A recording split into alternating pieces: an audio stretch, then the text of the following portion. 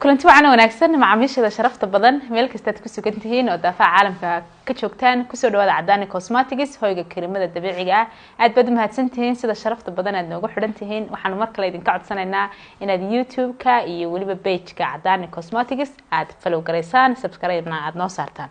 macaamiishada sharafta badan ee aadkaan u jecelnahay meel kasta daafaca caalamka ka joogtaan ku soo dhawaada Cadani Cosmetics hoyga karimada dabiiciga ah maalin kale qurux badan ama habeen kale qurux badan xilli ay idin tahay soo dhawaada maanta waxaan idin hayaa sidkan quruxda badan ee gacantayda ku jira wuxuu ka kooban yahay 3 shay oo isugu jira maqaskii timaha ayna horeba u naqaanay oo aad iyo aad u casriya iyo sidoo kale kii timaha ku laalaabay ama ku rasteynayay